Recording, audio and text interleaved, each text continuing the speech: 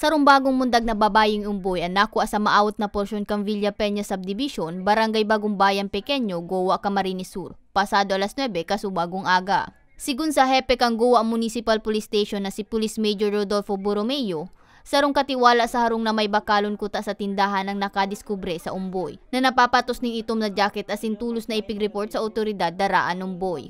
According man sa samuyang CCTV footages, may nahiling kaya kami baka hunyana ning posibleng gunyana kung aga or magahon kasi banggi, madiklong duman sa CCTV footage, mayo kaming nahiling na nag-aagi.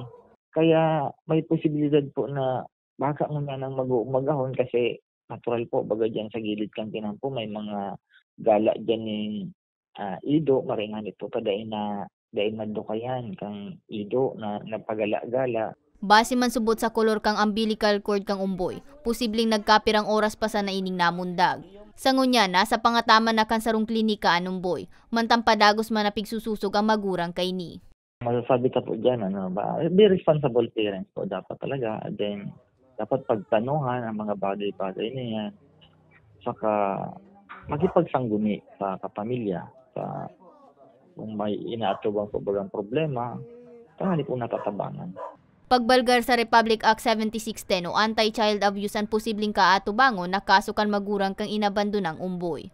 Para sa Mabaretang Tatak Bicol, May Arango.